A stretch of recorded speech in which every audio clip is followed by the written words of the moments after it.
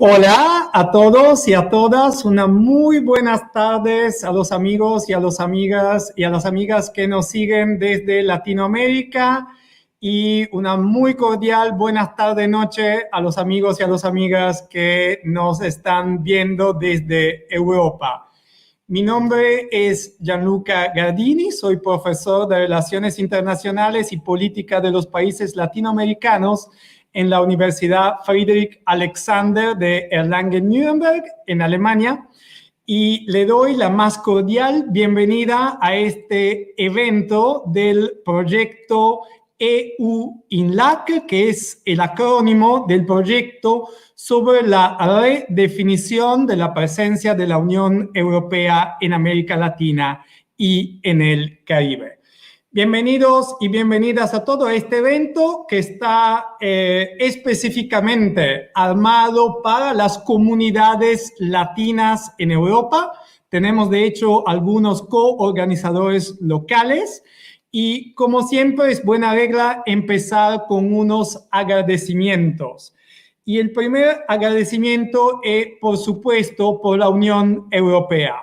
Es gracias a la Unión Europea que podemos organizar todo este proyecto y este evento que se hace con el apoyo del programa Erasmus Plus de la Unión Europea. También quiero agradecer a todos los socios que participan dentro del proyecto. Entonces quiero agradecer a mi propio equipo en la Friedrich Alexander Universität en Erlangen-Nuremberg. Quiero agradecer muchísimo a la Universidad de Concepción y a la amiga y colega Paulina Astorza por todo el apoyo logístico y de experiencia que nos ha brindado, y también al programa de estudios europeo que nos está apoyando también por la parte técnica. Un agradecimiento a todos los demás miembros del proyecto, a la Pontificia Universidad de Salamanca, a la Universidad Diego Portales, a la Universidad de Alicante, a la Universidad Ca' Foscari de Venecia, que nos hospedará en nuestro último evento, esperemos el año que viene, a la Universidad de Bath en el Reino Unido, a la Universidad Andina Simón Bolívar en Quito, Ecuador, y a la Fundación Getúlio Vargas de Brasil. Quiero también agradecer a nuestros socios locales acá en Franconia, en Alemania, que nos han ayudado en la organización de este evento, y en particular quiero agradecer a CECLAM, al Centro Cultural Latinoamericano Alemán de Mittelfranken, y a Mónica Moreno, que se ha realmente propuesto como una compañera irreemplazable para organizar este evento. Quiero agradecer al Centro Argentino de Franconia y a Tomás Fribe por el apoyo. Quiero agradecer a Edna Guerrero y a Sin Fronteras Radio Z. Muchas gracias por apoyarnos. Y, por supuesto, a la Asociación Intercultura y a María Pinto. Muchas gracias. Y muchas gracias a todos ustedes, amigos y amigas, que nos están siguiendo por Facebook y por YouTube. Es un placer recibirlo en esta casa virtual.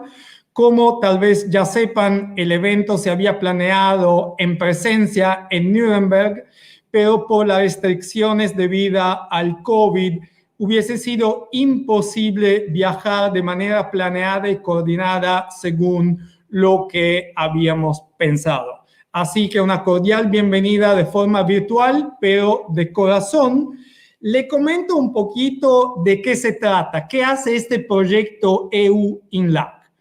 Bueno, este es un proyecto que mira a estudiar y explicar también cómo se están reconfigurando en el nuevo escenario internacional las relaciones entre la Unión Europea y América Latina y el Caribe.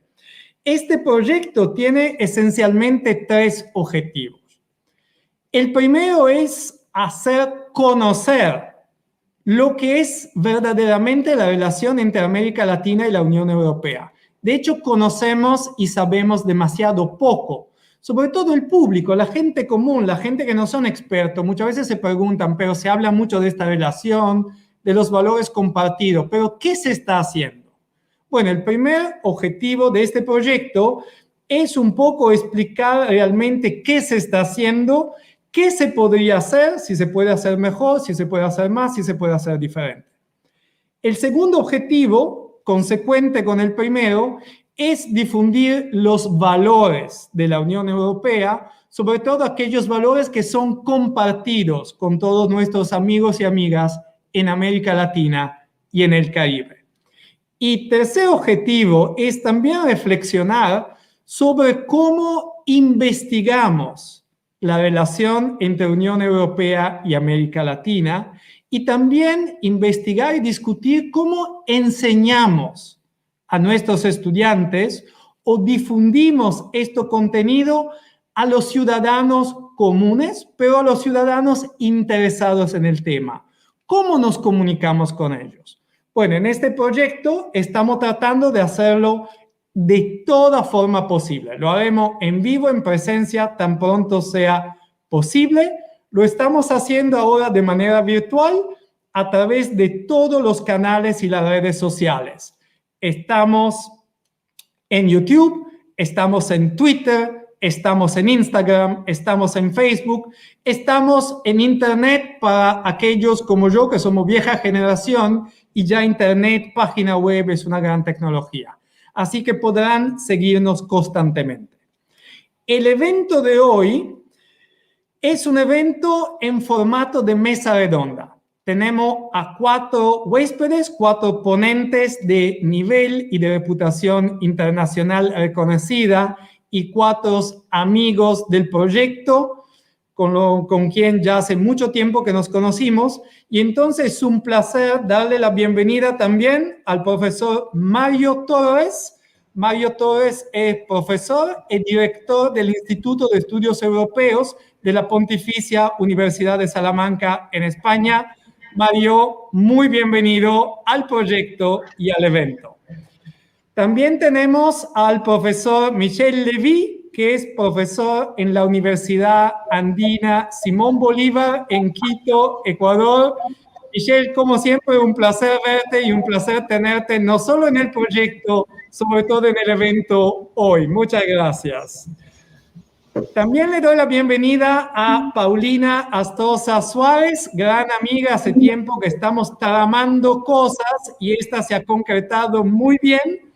Paulina es profesora en la Universidad de Concepción, Chile, y también es la directora del programa de estudios europeos en la misma universidad. Podemos decirlo, uno de los programas de estudio europeo más exitosos de toda América Latina. Muy bienvenida, Paulina, y muchas gracias por todo el apoyo y la simpatía y la amistad que nos brinda en cada iniciativa. Y, por supuesto, una muy amable bienvenida al profesor Millán Requena, que es profesor en la Universidad de Alicante, en España. Ya le voy a adelantar que será una mesa realmente formidable. Tenemos temas muy interesantes. El profesor Torres nos hablará sobre la política exterior de España hacia América Latina. Así que un actor realmente fundamental en determinar el rumbo de la relación entre Europa y América Latina. Michel Levy nos hablará de la relación más específica entre los países andinos, un área muy interesante de América Latina, además que tenemos muchos peruanos, muchos ecuatorianos, algunos bolivianos, varios colombianos acá en Nuremberg y creo que estarán realmente muy contentos de escuchar algo más sobre la relación de los países andinos con la Unión Europea. Paulina Astroza nos comentará más sobre paradiplomacia y el rol de las entidades, de los actores subestatales en la relación Europa-América Latina. Y Millán nos hablará sobre un tema realmente muy actual, muy importante, el tema de migraciones y el Global Compact y el papel que tiene en definir la relación entre América Latina y el Caribe y la Unión Europea. El formato es un formato de mesa redonda, así que nuestros ponentes lanzarán la discusión con una breve presentación de 5 a 7 minutos para introducir el tema de ellos. Luego yo haré algunas preguntas dentro del panel, dentro de la mesa, para ampliar y profundizar los temas y luego abriremos la discusión al público para que todos y todas ustedes puedan compartir con nosotros ideas, comentarios, preguntas, inquietudes sobre la relación América Latina-Unión Europea.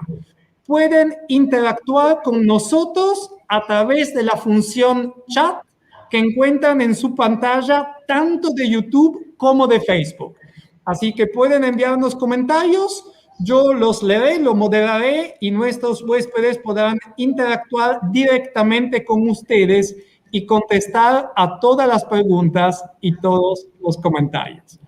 Así que muchas gracias a nuestro público por seguirnos hoy y sin perder más tiempo, me gustaría lanzar la primera intervención sobre España y su política hacia América Latina con el profesor Mario Torres Ferrín.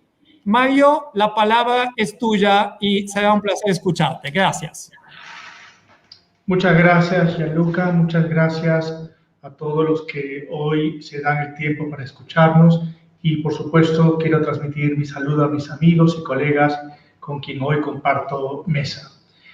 Voy a pasar a compartir pantalla para esbozar algunas cuestiones respecto al tema que abordaré.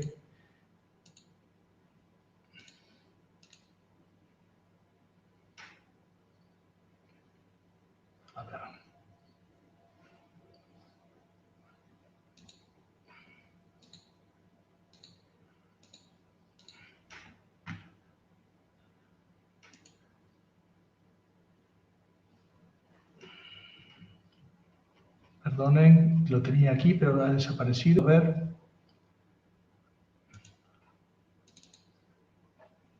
Oh.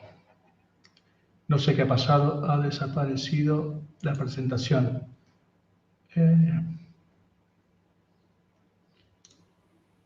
Bueno, un poquito de paciencia con la tecnología, no hay problema, Mario. A ver si puedo recuperar. No creo que... A ver, aquí. No, bueno, algo ha pasado, no lo tengo aquí. Bueno, pero no importa. Ya estaba. En la pantalla. No, es otra. Es otra. Es otra presentación. Qué pena. Bueno, España lanzó una estrategia de política exterior en enero de este año. En él esbozaba básicamente las líneas maestras por las cuales durante los próximos 4 años, es decir, del periodo 2021 al 2024, iban a trabajar con los países de la región.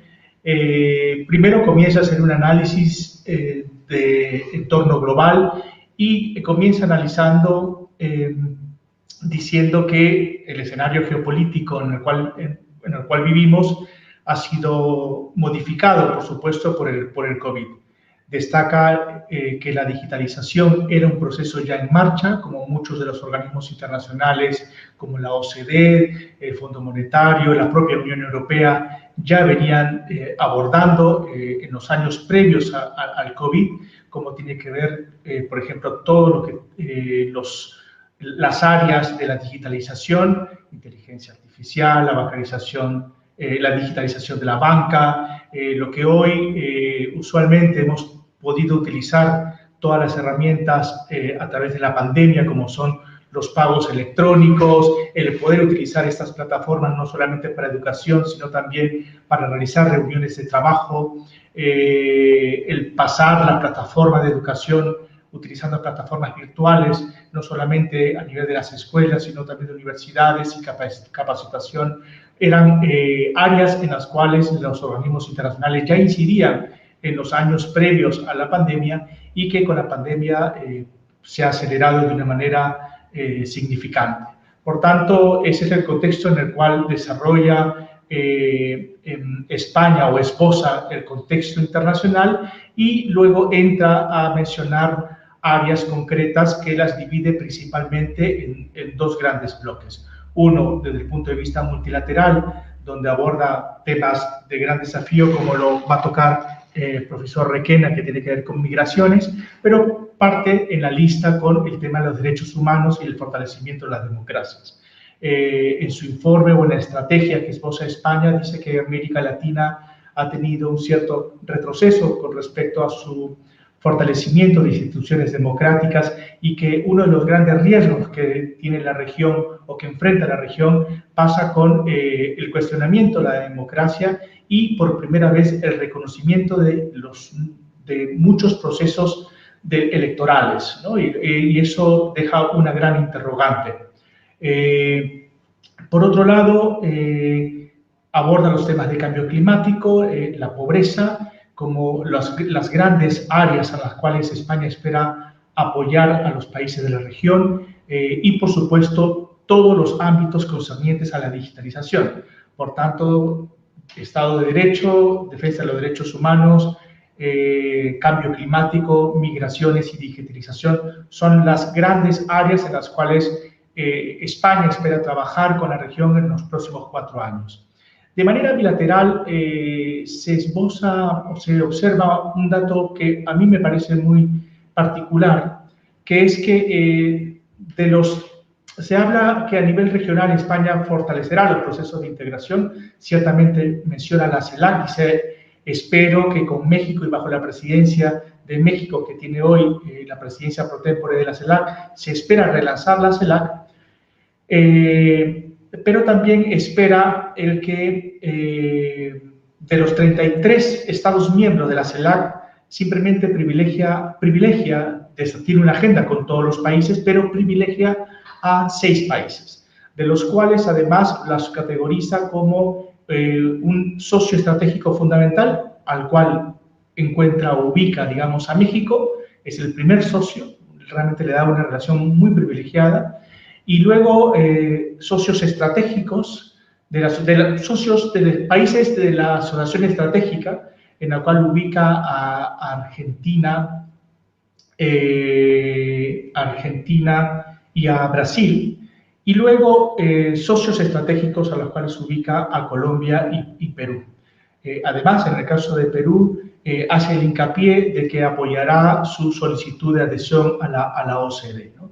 Luego, por supuesto, que hay agenda con los diferentes países, por supuesto que está Cuba, por supuesto que está Venezuela, Nicaragua, Centroamérica le da un papel muy importante, sobre todo es también muy interesante que dice apoyar al rol del secretario general del SICA, ¿no? Por tanto, estas son, digamos, en líneas generales, las áreas de trabajo por las cuales España espera trabajar con los países de la región durante el periodo 2021-2024. Gracias. Devuelvo la palabra al profesor Gardini. Muchas gracias. Qué buena introducción. Perfecto. Así que ya tenemos un marco para definir cuáles son los grandes temas, por lo menos por lo que concierne la política exterior de España hacia América Latina. Solo quería agregar una cosa para aquellos que no conocen bien la situación en América Latina, tal vez. La CELAC es la Comunidad de Estados Latinoamericanos y Caribeños, que incluye a los 33 países de América Latina y del Caribe, que se mencionó en la presentación. Bueno, Michel Levy.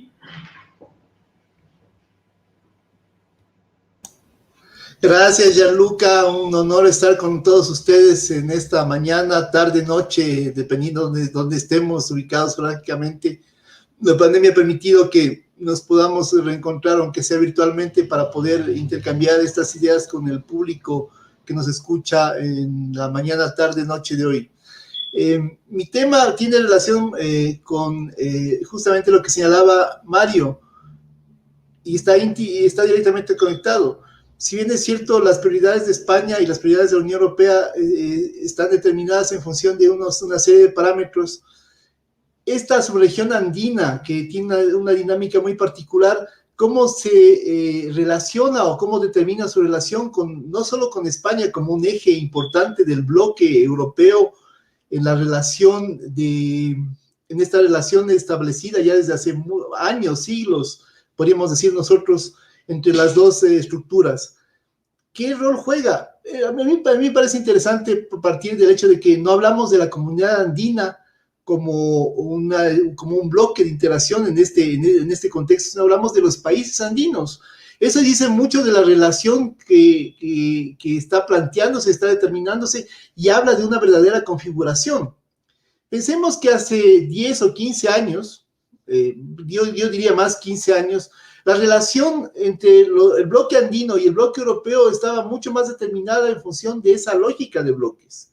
Es decir, crear o tener una contraparte fuerte como un bloque andino que pueda responder a una dinámica igual determinada en muchos aspectos, una agenda determinada en muchos aspectos por la Unión Europea. Y por otro lado, este bloque se fortalezca en función de esa relación. Es decir, la Unión Europea como un actor que va a determinar capacidades para que el bloque andino responda a una relación de uno a uno. Pero en la práctica vemos que esta relación se ha definido más por el lado bilateral. Solo pensemos en que las negociaciones de los acuerdos de asociación y en los que hay un vínculo en temas de diálogo político, de comercio y de cooperación, se decantaron por ir más a establecer parámetros en el comercio, donde se suscribieron sendos acuerdos bilaterales de comercio con Colombia, con Perú y posteriormente con Ecuador. Bolivia en un momento dado trató de participar en esos acuerdos de comercio, pero obviamente están sujetos a las decisiones de los gobiernos. En ese punto, en ese contexto, la relación pasa del bloque consolidado de uno a uno, pasa a una relación de los países que forman en función de sus intereses y de sus políticas armonizadas en el marco de la comunidad andina, van a establecer unos parámetros de relación con la Unión Europea. Es decir, la relación, lejos de consolidar un bloque de integración regional, bilateraliza la relación.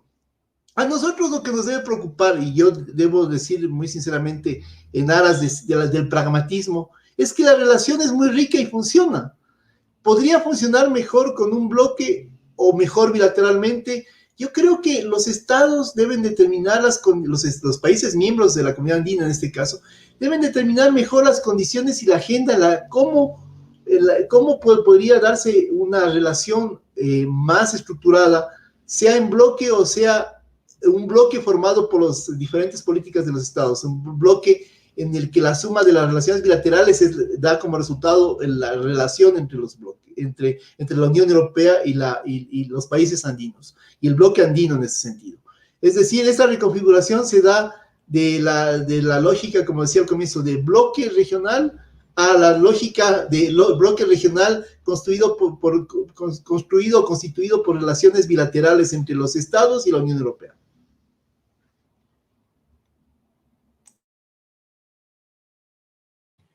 Muy bien, muchas gracias, Michelle.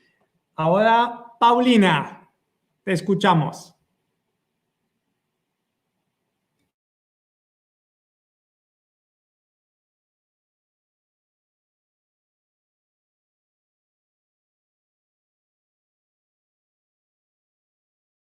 Micrófono. Ahora sí, ahora sí. Bueno, antes que todo, muy contenta de estar en... Ahora sí, ahora sí. Se escucha 2 veces, perdón. Bueno, antes que... Creo que tengo abierto algo. Muy contenta de estar en... Ahora sí, ahora sí. Se escucha 2 veces, perdón. Bueno, antes que...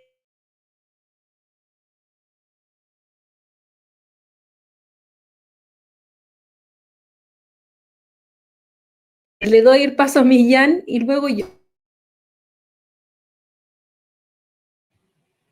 Por favor, entonces, dale, tratemos de resolver este pequeño problema técnico y escuchamos entonces a Millán. Millán, muchas gracias, por favor. Muchas gracias, Gianluca y colegas.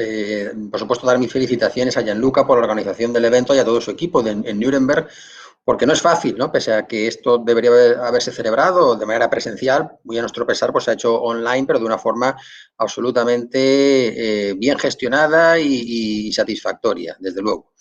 Es un placer, ¿no? Estar con amigos y colegas.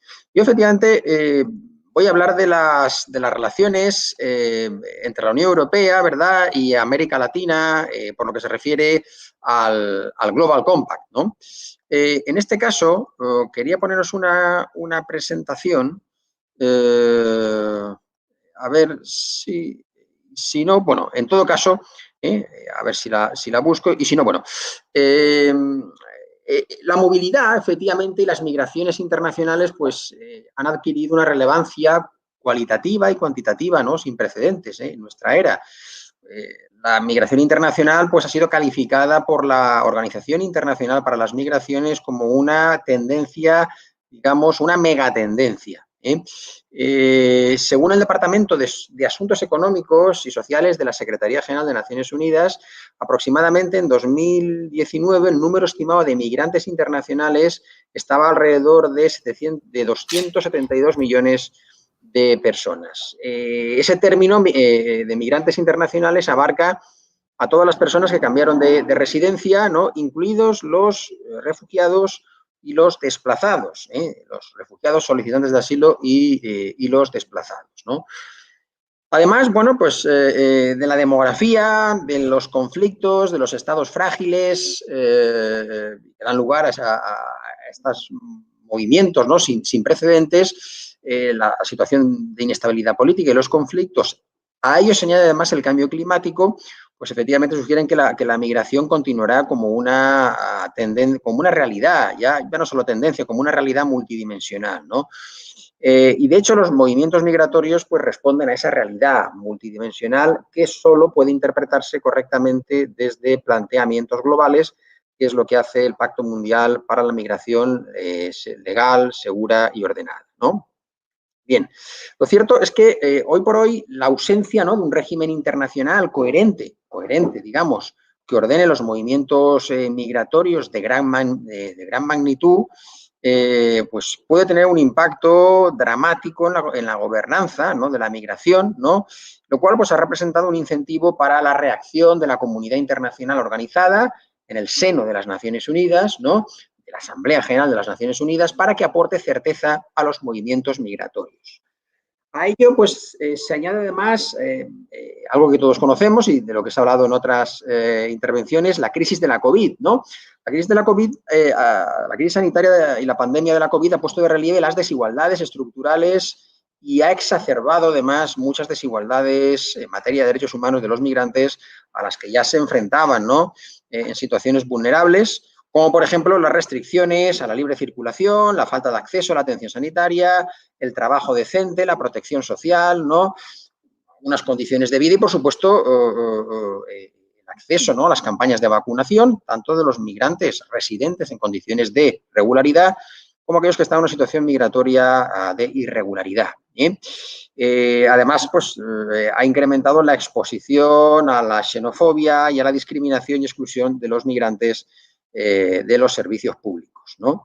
Por tanto, bueno, efectivamente, como respuesta, digamos, colectiva de la comunidad internacional, tanto el Pacto Internacional sobre la Migración Legal, Segura y Ordenada como el Pacto Mundial sobre los Refugiados, aunque aquí me referiré sobre todo al pacto migratorio, ¿no?, hay una fuerza simbólica de ambos pactos como instrumentos universales que han generado expectativas de que, bueno, pues se articulen como respuestas a la fragmentación, sobre todo, del régimen jurídico internacional que rige los movimientos internacionales de personas, incluida la movilidad forzada, ¿no?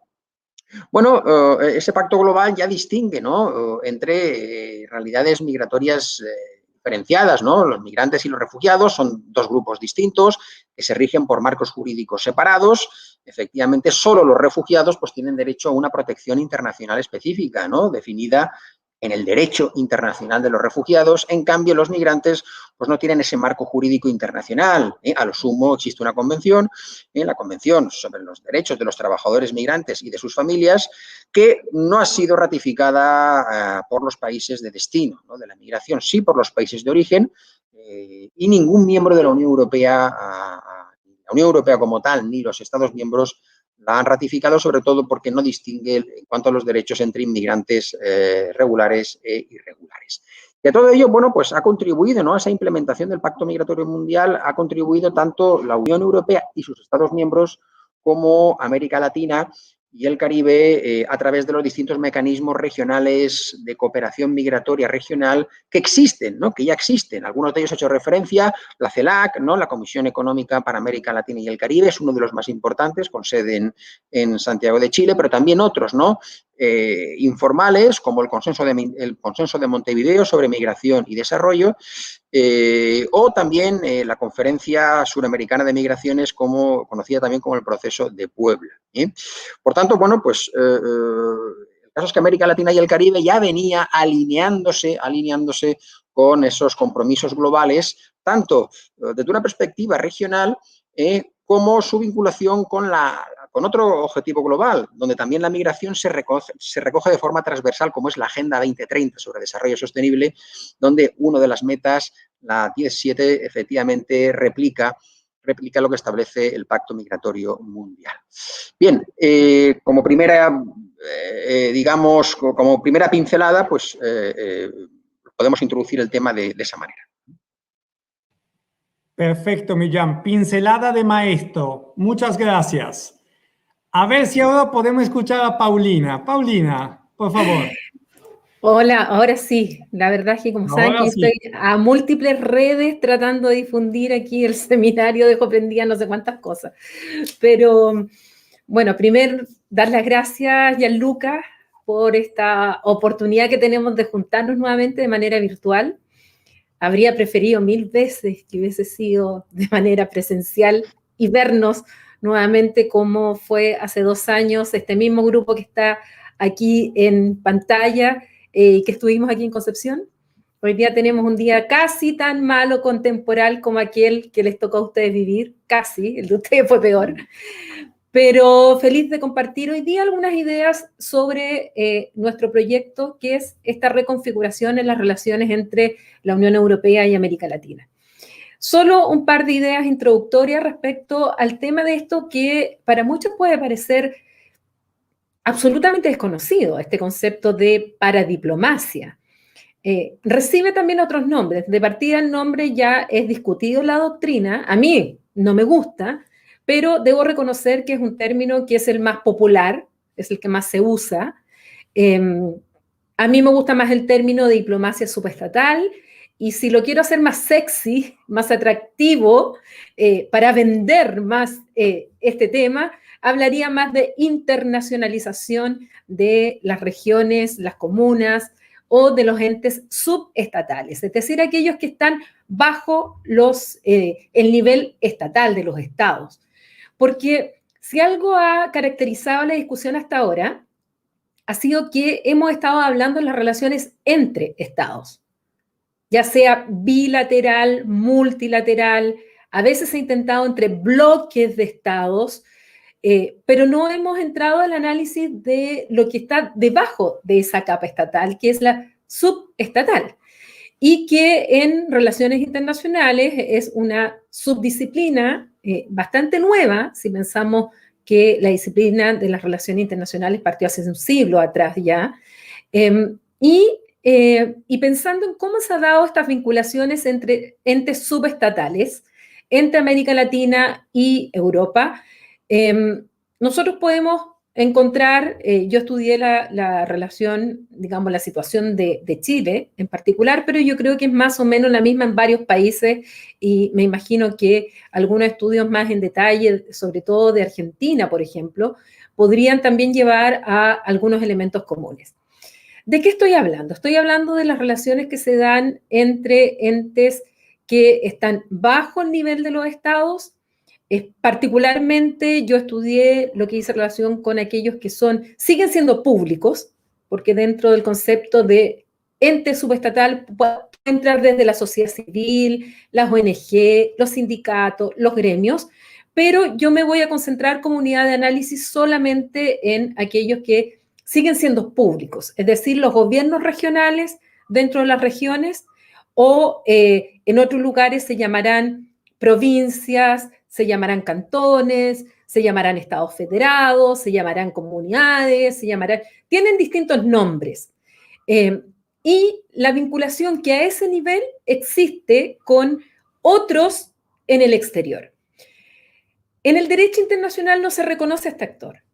O sea, quien sigue teniendo la calidad y que tiene lo que se llama el jus tractatum, es decir, la facultad para celebrar tratados internacionales, siguen siendo los estados y las organizaciones internacionales intergubernamentales.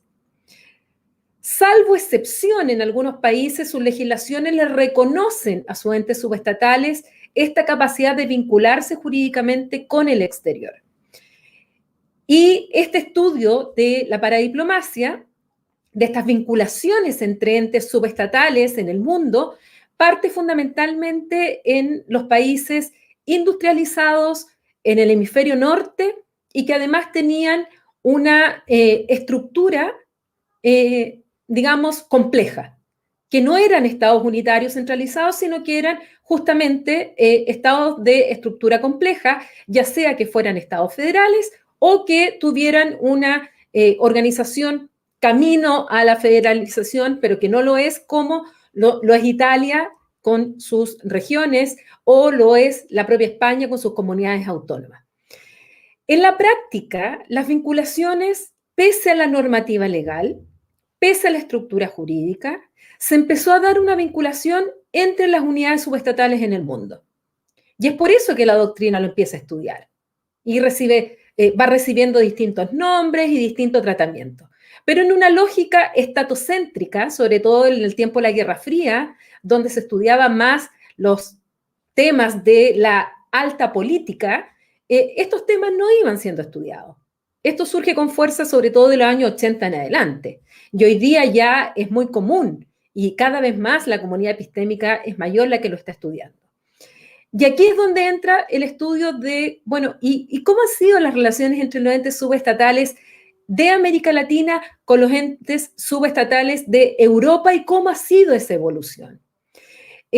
Particularmente en el caso de Chile, que fue el que yo estudié, en los inicios de los años 90, donde yo encontré los primeros acuerdos que empiezan a celebrar gobiernos regionales chilenos con pares en el exterior, los primeros ampliamente son con entes subestatales europeos.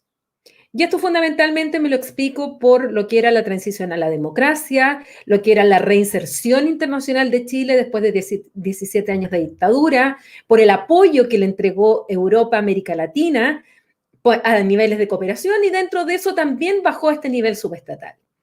Entonces ahí nos encontramos con una etapa. Fue muy importante las comunidades autónomas españolas, también me encontré con muchas regiones italianas que habían celebrado acuerdos con las regiones chilenas. Para una segunda etapa veremos, y dejo ya la interrogante, es si esta evolución ha seguido igual, si ha habido algún cambio, si hay algún actor o actores que han entrado en esta disputa, comillas, de la relación subestatal tan importante que tuvo en los años 90 entre América Latina y el Caribe y la Unión Europea, pero ya lo dejo como ahí ya una interesante interrogante, porque ya les contaré, y no quiero hacer ningún spoiler, respecto a qué pasa hoy día, que es muy interesante en lo que está pasando a nivel macro, a nivel sistémico, pero que lo podemos llevar incluso a nivel subestatal. Así que por ahí dejo ya planteado de qué vamos a hablar, Gianluca. Muchas gracias, Paulina. Ya nos has dejado con mucha curiosidad, así que vamos a empezar una primera ronda de preguntas. Yo le voy un poco a hacer preguntas, a provocar alguna discusión más, algún tema más. En la misma orden, yo empezaría por Mario Torres. Mario, más allá de los temas que vos mencionaste, pero en la actualidad, ¿cuál es la estrategia de España hacia los países de la región de América Latina, si es que hay una estrategia? Sí, gracias. Bueno, yo creo que la principal estrategia, además, es lo que se lee del propio documento que ha diseñado el Ministerio de Asuntos Exteriores de España, es tratar de relanzar el sistema iberoamericano. Recordemos que con el Brexit queda un vacío de un gran país dentro de la Unión Europea y, por supuesto, parte de la estrategia de España es tratar de cubrir ese vacío y, por tanto, quiere regresar a uno de sus principales baluartes, que era, en el caso de España, con su ingreso conjuntamente con Portugal, que era hacer ese puente entre América Latina y la Unión Europea. La verdad es que también, si somos sinceros, el contexto ha cambiado. Hoy como mencionaba, por ejemplo, el profesor Levy, antes había un interés a nivel subregional y existía una serie de diálogos a nivel subregional institucionalizados porque la Unión Europea apostaba porque los procesos de integración en América Latina se consolidaran. Eso vemos que ha no desaparecido, pero sí ha pasado a un segundo, un tercer orden, pero por ambos lados. La irrupción de China, de Rusia, de Irán, de Turquía en la región por parte de América Latina hacen que los propios latinoamericanos ya no tengan tanto interés en el caso de la Unión Europea o en los países europeos porque miraron también hacia Asia, ¿no? Pero España quiere, digamos, recuperar ese carro y tratar de servir ese puente entre la Unión Europea y la región, y por eso se nota muy interesante que diga vamos a relanzar el sistema iberoamericano, además recalcando algo también importante para España, que es la comunidad iberoamericana, dice el documento exactamente, es la única instancia regional donde están todos los países integrados. Habla por lo de la CELAC, ¿no? Pero como la CELAC está, digamos, en un stand-by, es muy interesante que mencione esa instancia. Por tanto, yo creo que España tratará de ser esa plataforma que fue en un determinado momento, porque en términos económicos no olvidemos que existe un superávit a favor de América Latina con respecto a América Latina y España. España sigue siendo es el primer inversor a nivel europeo y el segundo a nivel mundial, seguido después de Estados Unidos. Por tanto, existe, digamos, una plataforma aún por desarrollar. Muchas gracias. Otra vez nos dejaste con mucha curiosidad de saber aún más, así que próxima ronda te provocamos otra vez a ver si nos cuenta algo aún más interesante. A Michelle, me gustaría preguntarte una cosa que creo le interesa un poco a todo el mundo, ¿no? Se habla tanto de integración en América Latina, también en Europa, pero de hecho los países andinos tienen su propio sistema de integración, la Comunidad Andina. ¿No puedes comentar algo más sobre el rol de la Comunidad Andina como bloque en la relación con la Unión Europea y si se ha dado alguna reconfiguración tanto de la Comunidad Andina en los últimos tiempos como de la relación entre la Comunidad Andina y la propia Unión Europea? Por favor. Gracias, Gianluca, muy buen punto. Sí, justamente lo que hablábamos era un poco de entender la lógica de esta relación entre los países andinos y el bloque. Yo diría que hay una reconfiguración del bloque como tal y desde diferentes perspectivas. Por ejemplo, hay una reconfiguración del bloque de la CAN como estructura, como un mecanismo sobre todo orientado a fortalecer temas clave como el comercio intrarregional, que es un rol en el que los bloques de integración tienen mucho que decir, ¿no? Si no, basta mirar cómo funciona la Unión Europea.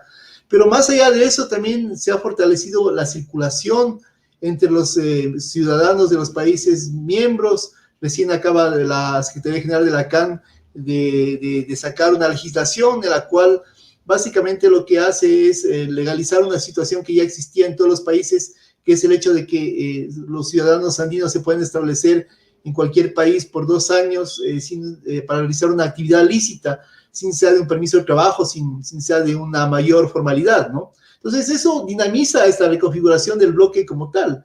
Pero lo interesante de esta estructura es que la iniciativa en este caso, por ejemplo, en este último caso de la circulación de los ciudadanos y del derecho de establecimiento, no viene necesariamente desde la comunidad, sino son los estados los que, en función de una armonización de sus políticas internas, logran que se configure esta realidad, y la CAN lo que hace es la plantea de una forma ya de bloque, ¿no? Hay otro bloque andino paralelo, es interesante. Bueno, es un bloque andino paralelo en el cual además hay un actor que no es andino, pero que se lo puede adoptar como andino porque puede tener una lógica muy parecida. Y me refiero al bloque de la Alianza del Pacífico. La Alianza del Pacífico es un bloque andino por excelencia, en el cual participa Chile, participa Perú, bueno, Bolivia no está, participa Chile, Perú, Ecuador quiere a toda costa entrar, y está Colombia. Y obviamente México, que es este actor que está fuera de la región, pero que fácilmente puede ser adoptado por la región como una estructura andina en el exterior, ¿no? Entonces, lo interesante de este bloque es que hay que reconocer que el centro de operación de la estructura está en Sudamérica, está en la región andina pacífica, ¿no? Para llamarlo de una forma que sea más comprensible, donde yo sostengo que además hay algunos miembros de facto que sin ser parte todavía de la alianza, es decir, tienen un rol muy similar a lo de los Estados miembros. No son parte del club como el Ecuador, pero Ecuador está en medio de Colombia y de Perú, además es miembro de la CAN y tiene una armonización de políticas no solo comerciales, sino tiene una armonización de políticas de cooperación y demás, que le hace ser un actor de facto en esa estructura. Entonces, ahí tenemos un mecanismo paralelo de la construcción andina que además tiene mucha visibilidad. ¿Esto reconfigura la relación con la Unión Europea? Sí, porque la relación con la Unión Europea, en primera instancia, como lo señalaba Mario, se da, y lo acaba de recalcar Mario, se da en función también, se dio en función de la relación entre bloques. Pero esta relación entre bloques no necesariamente funciona como los bloques convencionales, porque la lógica de los andinos no es una lógica de funcionar como bloque. Si parece que a los andinos les gusta ser jugadores que juegan en un mismo equipo, pero cada quien tiene una dinámica diferente, ¿no? En función de sus intereses. Pero existe la estructura. Entonces, obviamente, esa relación con la Unión Europea se reconfigura en función de esos parámetros. Lo interesante es que la relación se reconfigura en relación a esos parámetros, pero las materias de la relación no se reconfiguran, sino que se mantienen bastante determinadas en torno a temas de un programa político, a un programa de comercio y un programa de cooperación, que son la estructura de base que se ha dado desde los años 90 del siglo XX en esos mecanismos de relacionamiento. Entonces, hay una reconfiguración totalmente. El bloque tiene dinámicas diferentes, una dinámica intrarregional con la CAN, una dinámica extrarregional con Alianza del Pacífico, esta estructura andina pacífica, por decirlo así. Y además, la Unión Europea entra a ser es un socio estratégico de toda la vida, de muchos siglos atrás. No es algo nuevo esta relación, es una relación que tiene ya un punto de partida, como lo dice Félix Peña, desde más allá de la colonización, la colonia, todas las etapas históricas.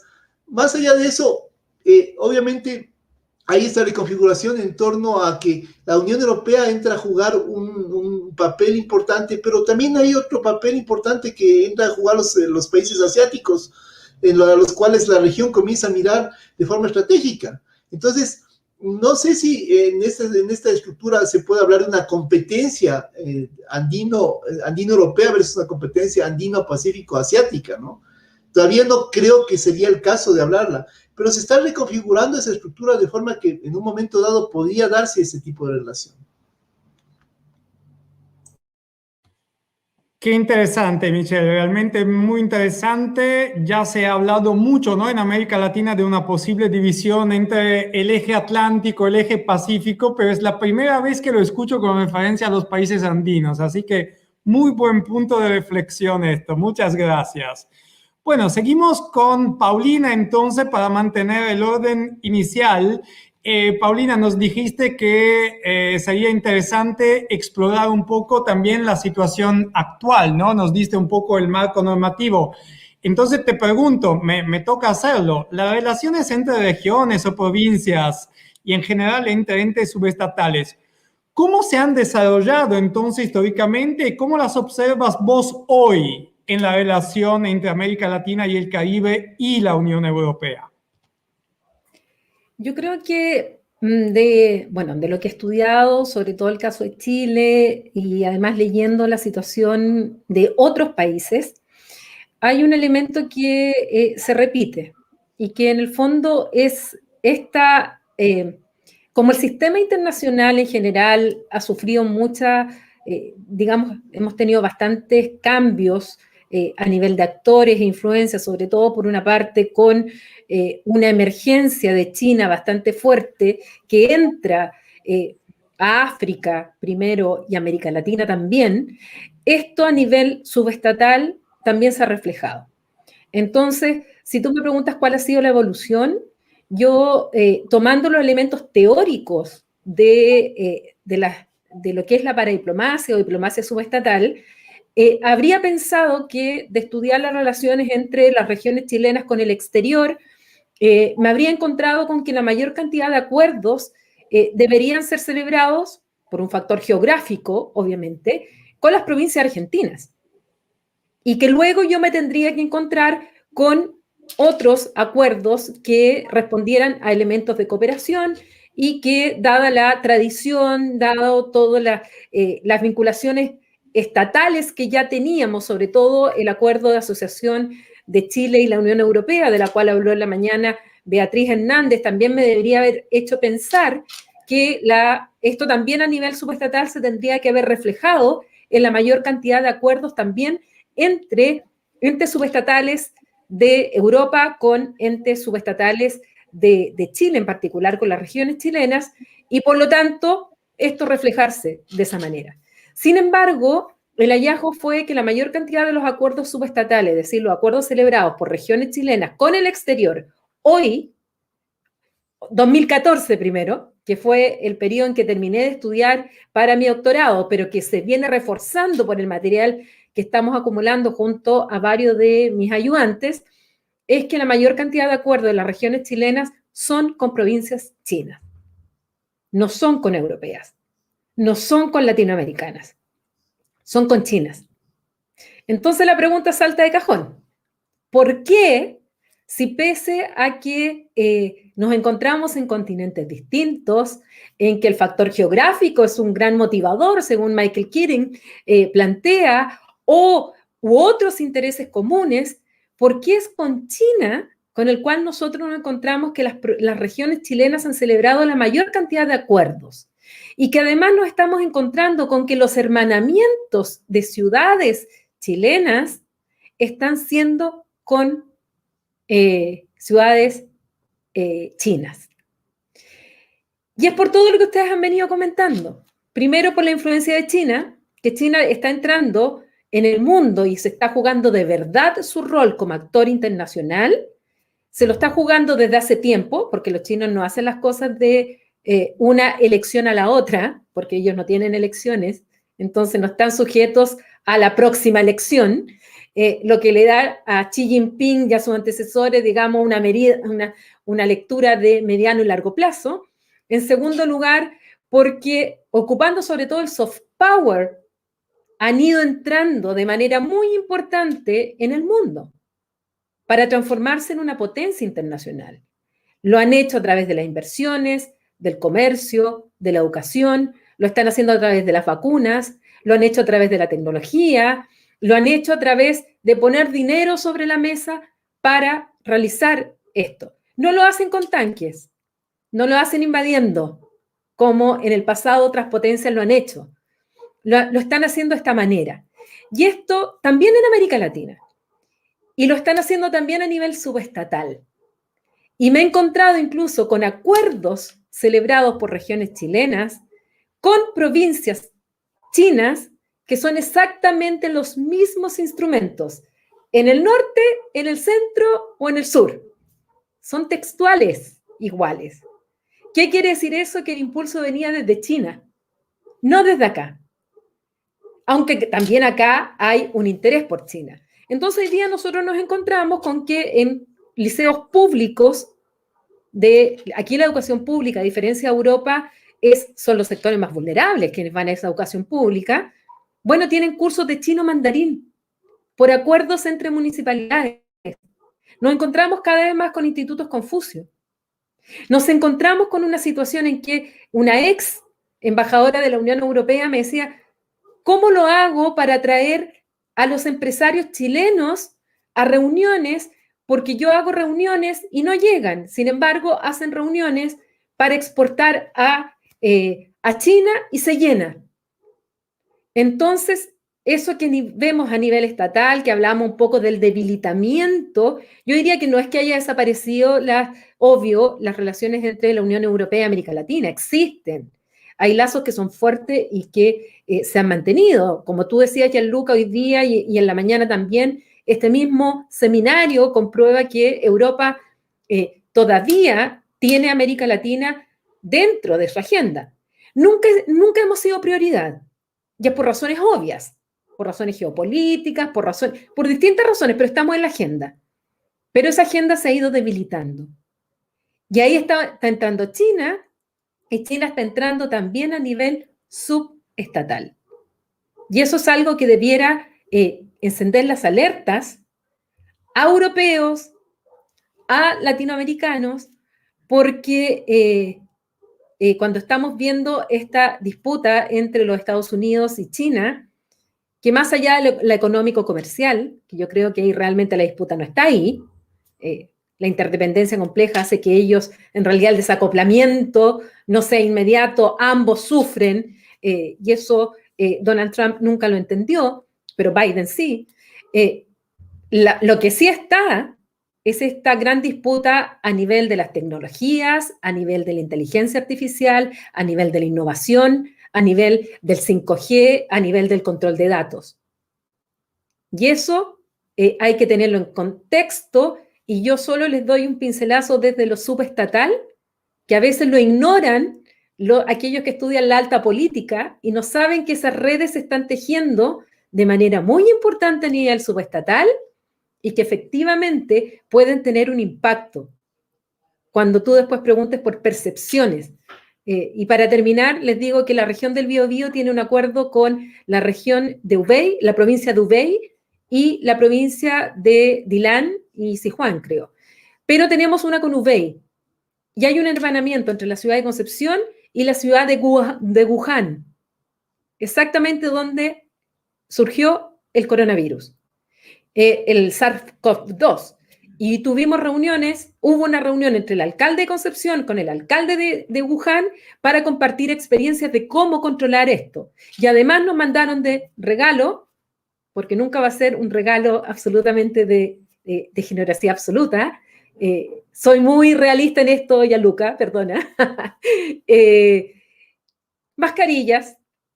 Dalian también nos mandó mascarillas cuando los países nos estábamos peleando incluso en la escalera de los aviones, los europeos estaban peleando en la escalera de los aviones, los cargamentos de mascarillas, los chinos nos estaban regalando mascarillas a través de nuestros acuerdos. Y se han aumentado los acuerdos de hermanamiento. Así que ojo ahí en esta relación entre la Unión Europea y América Latina. No solo la miremos a nivel de estados, veamos también esa proyección a nivel subestatal, porque se van creando redes muy importantes que pueden determinar en definitiva la percepción de la población en quiénes están, quiénes nos cooperan, quiénes nos ayudan, quiénes están de nuestro lado y quiénes no. Y eso es importante. Lo pongo como una alerta. Gracias. Muchas gracias, Paulina. Y Millán, a mí me surge una pregunta, ¿no? En esta época de COVID-19, con restricciones a la circulación, al movimiento de poblaciones, entonces, ¿qué medidas más relevantes pueden adoptar, por ejemplo, no sé, la Unión Europea y Latinoamérica y el Caribe en la implementación del Global Compact en tiempos de COVID-19? ¿Y sería eso apropiado, en tu opinión?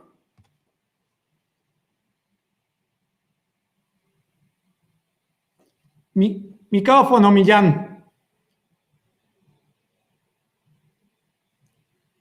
Millán, micrófono. Sí, no le he dado el micrófono. Efectivamente, creo que la transparencia ya se ve. Efectivamente, ¿no? El Pacto Mundial ya reconoce, ¿no?, esa importancia de los procesos y de las plataformas, ¿no?, regionales para la migración, ¿no?, para la gestión de los movimientos migratorios. En rigor, pues hay mayores lazos de solidaridad a nivel regional que a nivel global, ¿no? Tanto la Unión Europea como América Latina pues han llevado a cabo, ¿no?, procesos de implementación del Pacto Mundial. América Latina, bueno, pues a través de sus mecanismos de cooperación migratoria, especialmente los procesos consultivos regionales, pues son idóneos pues para determinar tendencias, patrones migratorios, ¿no? Ahora mismo, por ejemplo, hay un balance migratorio negativo en la región de América Latina y el Caribe. Hay un incremento de la movilidad de los países del Triángulo Norte de Centroamérica hacia Estados Unidos, ¿no? Propiciado también, ¿no?, por los problemas del cambio climático y también por la COVID, ¿no? La migración venezolana, ¿no?, sin precedentes hacia América del Sur y el incremento también de la migración haitiana hacia la subregión de América del Sur, ¿no? Por lo tanto, todo esto, estos mecanismos de cooperación regional, estos procesos regionales, pues especialmente la CELAC, ¿no?, de la Comunidad de Estados Latinoamericanos y Caribeños, pues es muy útil, ¿no?, para determinar esas tendencias y esos patrones, ¿no? Por tanto, bueno, pues esos procesos consultivos regionales, aunque no establecen resultados obligatorios, sí son importantes para determinar pues aspectos medibles, ¿no?, para resultados, digamos, que planteen prácticas y experiencias concretas de gestión migratoria, ¿no? De ahí esa importancia, ¿no?, de los procesos migratorios regionales. El caso de la CELAC es evidente. Tuvo lugar una reunión no hace mucho, en abril de 2021, una reunión de revisión regional de la implementación del pacto para la migración segura, ordenada y regular, y donde, bueno, pues se ha determinado que estos países de América Latina y el Caribe deben aprovechar, ¿no?, la oportunidad que representa el pacto migratorio para cumplir la Agenda 2030 desde un enfoque de los derechos humanos de los migrantes, ¿eh? La propia CELAC pues, determinó la importancia de esos procesos migratorios regionales, sobre todo el consenso de Montevideo, ¿no?, sobre migración y desarrollo, como un instrumento ya que venía alineado, orientado, ¿no?, al cumplimiento de ese pacto mundial y además con la Agenda 2030. Digamos que hay una convergencia, ¿no?, entre ese consenso de Montevideo sobre migración y desarrollo, la Agenda 2030 y el pacto mundial. Aspectos como el compromiso con la gobernanza migratoria en sus etapas, y en el marco pero siempre en el marco de la soberanía de cada Estado. Por supuesto, el pacto migratorio es una resolución de la Asamblea General y, por tanto, es un instrumento de derecho de soft law, ¿no? En fin, de derecho blando, ¿no? Y, por tanto, los Estados, de alguna manera, pueden utilizarlo para orientar sus políticas migratorias. Además, advierte una fuerte protección internacional para los trabajadores migrantes. Esto ya, en el caso de América Latina y el Caribe, pues hay convenios relevantes que se vienen llevando a cabo en un marco regional o subregional, especialmente el Convenio Multilateral Iberoamericano de Seguridad Social, ya ratificado por 13 países. Y el acuerdo, sobre todo, es muy potente, muy robusto desde el punto de vista jurídico, el acuerdo de residencia para nacionales de los Estados parte del Mercosur, ¿no? Adoptado en 2002, que facilita la libre circulación y residencia.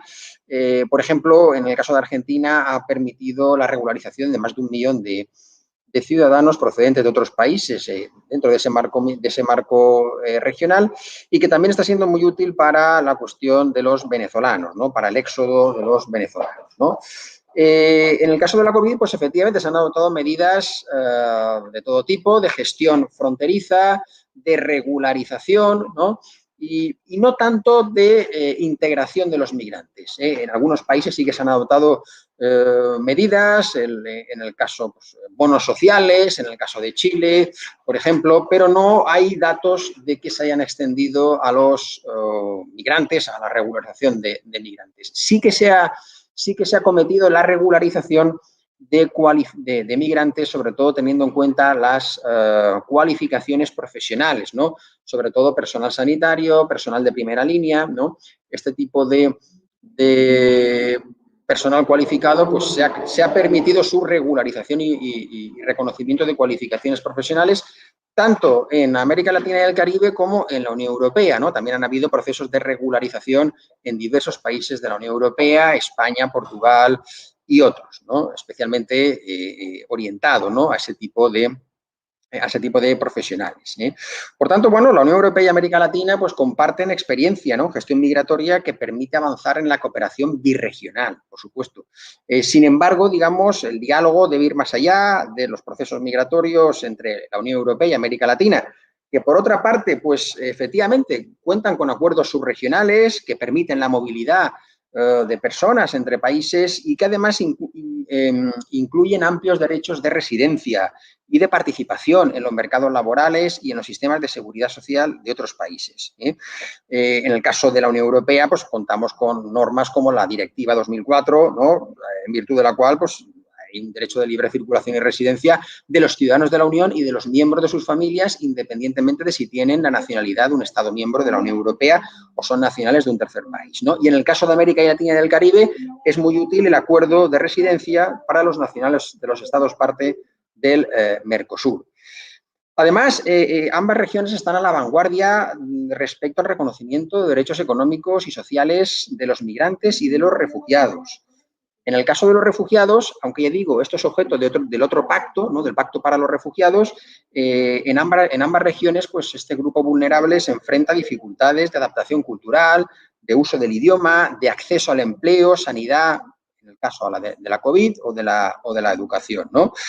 En algunos países de América Latina hay una legislación muy protectora respecto a los refugiados, caso de Brasil o de Argentina. Sin embargo, la principal dificultad que se advierte es dotarse de recursos financieros para desarrollar programas de integración en los países receptores. Por ejemplo, en la Unión Europea sí que tenemos programas de integración de los refugiados más robustos.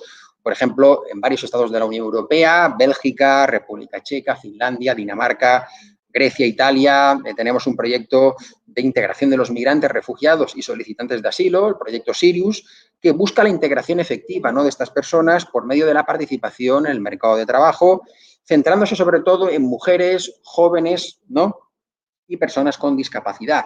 También hay alguna experiencia en América Latina y el Caribe. Por ejemplo, hay un programa conjunto bastante exitoso, Juventud, Empleo y Migración, implementada por Costa Rica, que, bueno, pues ha permitido el acceso a oportunidades laborales a personas en situación de vulnerabilidad, particularmente mujeres y migrantes. Y, bueno, simplemente señalar también otro aspecto, que en el caso de América Latina y el Caribe y la Unión Europea de una particularidad migratoria, ¿no? Y es que las migraciones entre esas dos regiones, Unión Europea y América Latina, tienen un fuerte carácter anticíclico, es decir, para los países de origen, se hacen sentir de alguna manera inmediatamente en mayores flujos migratorios en la otra región. Lo que hace se conceptualiza como un modelo radicalmente diferente respecto a otros programas de migración circular que la Unión Europea tiene con estados de la periferia, por ejemplo, con los estados del Magreb, diseñados sobre condiciones de asimetría, ¿no?, entre países, donde se suele condicionar la participación de los nacionales de esos países. Pensemos en Marruecos, Argelia, especialmente Marruecos, Argelia, Libia, a programas de regreso obligatorio, ¿no?, obligado, ¿no?, o dejar a sus países, a sus familias en sus países de origen. Esto no ocurre, ¿no?, con esa cooperación migratoria entre la Unión Europea y América Latina y el Caribe. Muy bien, pues quería, digamos, enfocar esa cuestión con esos elementos, digamos, de cooperación migratoria birregional. Muy bien, muchas gracias, Millán. Realmente muy interesante el tema. Me parece muy importante lo que subrayaste al comienzo, ¿no? Que el Global Compact no es un tratado internacional, no es obligatorio, es una herramienta de derecho blando. Y muchas veces se hace confusión y eso genera debates que no tienen razón de ser hasta, ¿no? A veces realmente cosas que se tendría que conocer mejor, así que estamos cumpliendo con nuestro objetivo de difundir también conocimiento. Bueno, yo creo que ahora podríamos abrir la discusión con nuestro público, con nuestros amigos que nos están siguiendo en Facebook y en YouTube. Hemos ya recibido varias preguntas y no me sorprende, de hecho, que el tema migración es un tema muy popular. Así que, Millán, te volvemos a llamar, te volvemos a dar la palabra para la primera pregunta, el primer comentario que viene de los amigos de CECLAM, del Centro Cultural Latinoamericano Alemán en Franconia, ¿no? Que te preguntan, la Unión Europea está planeando la creación de una agencia supranacional para el asilo. ¿Crees que es una iniciativa positiva? Primera pregunta. Y segundo, ¿crees que esto se podría aplicar también a Latinoamérica? ¿Se puede extrapolar y trasladar? Sí, bueno, me parece, de hecho está en el nuevo pacto migratorio y de asilo de la Unión Europea, está prevista la transformación de la actual Oficina Europea de Apoyo al Asilo en una agencia al estilo Frontex, ¿no? De la gestión migratoria de las fronteras exteriores, para darle un mayor peso, ¿no? Un mayor peso y, por supuesto, mayores recursos económicos, ¿no? Quizás de todo el paquete de medidas establecidos en el Pacto Europeo sobre Migración y Asilo, esta medida es de las más factibles para que encuentre un apoyo entre todos los estados, ¿no? Ahora mismo hay que señalar que hay una división muy importante entre distintos bloques de estados, los del sur, España, Italia, Malta y Grecia, que son favorables, ¿no?, a una profundización en la política migratoria, una solidaridad compartida. Los del centro y norte de Europa también, ¿no?, bueno, con un perfil más bajo, pero sí que apoyando económicamente y haciendo una política, digamos, común, auténtica. Y luego está el bloque de Visegrado, que efectivamente no está por esa línea, ¿no? Al contrario, sino una política, digamos, de tolerancia cero e incluso distinguiendo de dónde vienen los migrantes. Pues quizás de todas esas medidas que se establecen en el pacto, la posible nueva agencia, ¿no?, de asilo, teniendo en cuenta toda la experiencia que ya viene acumulada con la Oficina Europea de Apoyo al Asilo, pues efectivamente sea muy factible, ¿no?, crear una agencia al estilo Frontex, ¿no?, con muchos fondos. Frontex, la verdad es que, en fin, depende de la voluntad de los estados, ¿no? Pero Frontex tiene desplegadas varias operaciones en el Mediterráneo. Por ejemplo, ahora mismo España ha tenido un problema migratorio con Marruecos de primer nivel y no ha ido Frontex porque España no lo ha pedido, pero Frontex podría estar perfectamente también controlando las fronteras, ¿no? Para evitar ese tipo de problemas podría desplazarse ya la nueva Agencia Europea de Asilo, ¿no? Y en el caso de trasladarlo, efectivamente, por supuesto, ¿no?, a América Latina y el Caribe, lo que ocurre que ahí hace falta, digamos, ya no solo una coordinación, sino una mayor integración, ¿no?, en los países de América Latina y el Caribe, y sobre todo una dotación de recursos y de medios, porque claro, hay que señalar que esa agencia europea de asilo viene no solo con un presupuesto, ¿no?, apoyado en las perspectivas financieras plurianuales, un capítulo presupuestario de la Unión Europea, sino con funcionarios, ¿no?, propiamente europeos y con un mandato europeo, ¿no? Por tanto, bueno, pues para eso, digamos, hay que, por así decirlo, emplear recursos económicos para dotar a una agencia de ese calibre, ¿no? Por ejemplo, ahora mismo con la crisis migratoria que hay entre Venezuela y los estados de la región, Colombia, Brasil, pues vendría estupendamente una agencia de ese tipo y, digamos, sustituir de alguna manera o complementar al ACNUR, por ejemplo, que tiene unos medios mucho más limitados. Muchas gracias, Millán. Brillante como siempre. Tenemos también una pregunta de las amigas de Sin Fronteras, que me parece muy interesante. Y me gustaría escuchar la opinión de dos andinos, pero uno basado todavía en la región andina y uno que se ha juntado acá con nosotros en la Unión Europea. Así que Michelle y Mario, le paso la pregunta de Sin Fronteras, que me parece muy interesante en tema de cómo pensamos en la relación América Latina y Caribe y Unión Europea. Nos preguntan las amigas de Sin Fronteras, ¿se podría invertir el enfoque y ver la presencia de América Latina en Europa? ¿Existe esto más allá en varios contextos, más allá de lo migratorio, o no se habla de este tema? Michelle. Gracias, Gianluca. Es muy interesante la pregunta porque refleja una relación que es activa en las dos vías. En realidad la relación es activa en las dos vías, pero digamos que la agenda de una u otra forma está más condicionada ya a nivel académico, lo que tú señalabas justamente cuando planteabas uno de los objetivos de este proyecto. la agenda está más condicionada en materia académica a mirar los parámetros de acción que vienen de la Unión Europea más formalizados, determinados, establecidos en procesos, en proyectos, en instituciones, en mecanismos. Y por otro lado, no se conoce mucho o no se ha estudiado demasiado esta visión de la relación de Latinoamérica, de los latinoamericanos, de los suramericanos, centroamericanos, caribeños en Europa, que se da en muchos aspectos.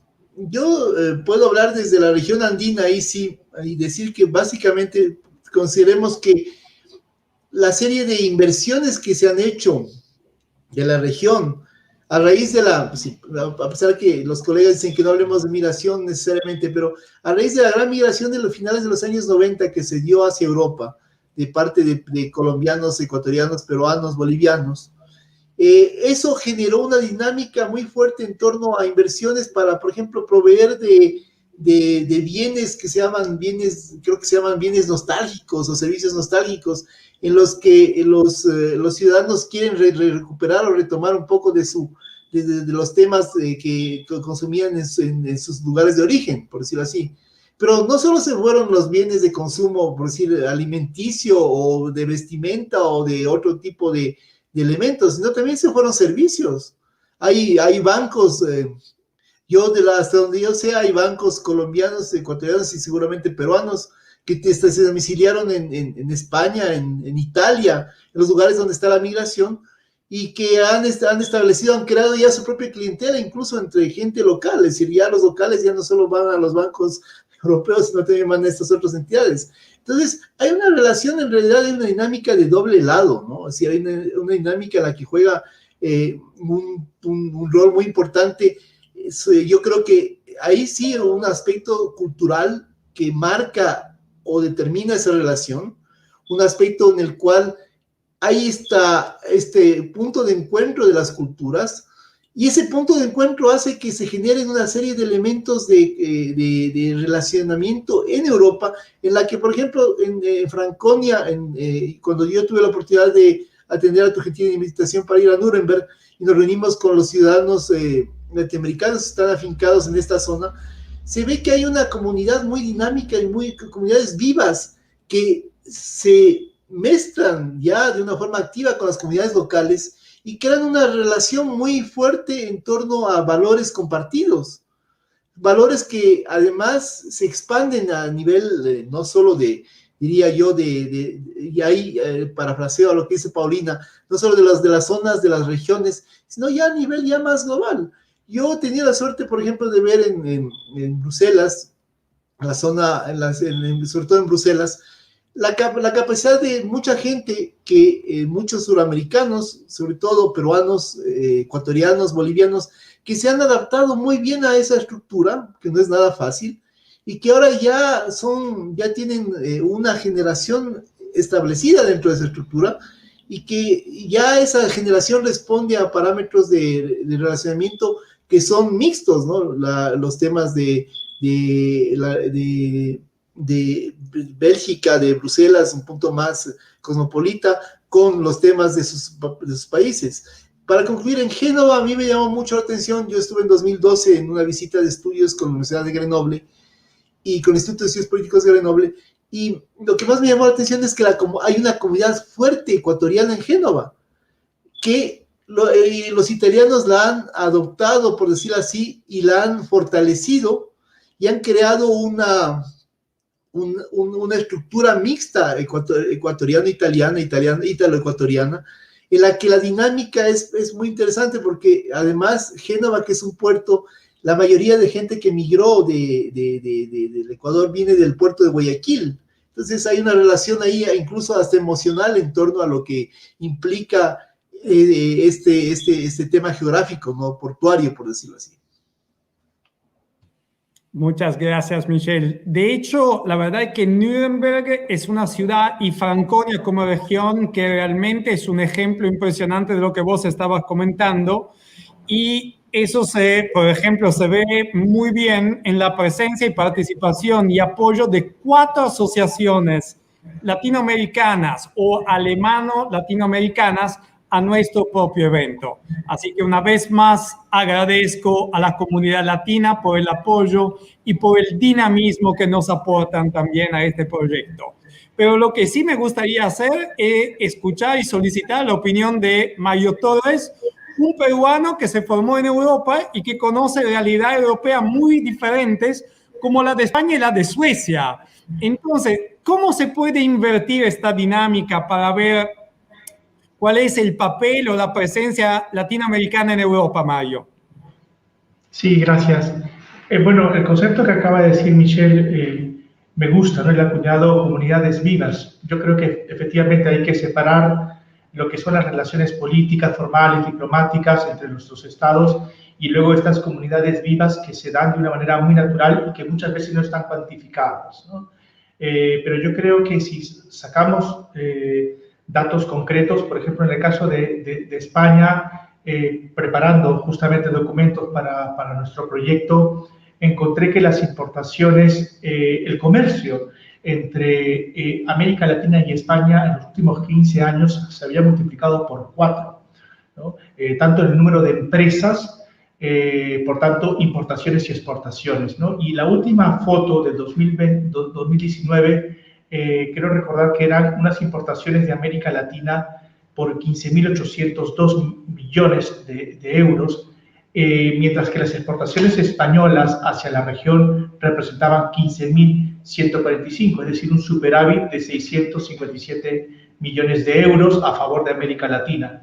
Y esto muchas veces se da a través de estas comunidades vivas, ¿no? Esos pequeños locutorios que se van generando en cada una de las ciudades donde están las comunidades, que aumentan no solamente el tráfico de llamadas, sino que ese locutorio se termina convirtiendo en una tienda ya no solamente de productos autóctonos de quien lo regenta la tienda, sea peruano, ecuatoriano, boliviano, sino pasa a ser una tienda latina, ¿no?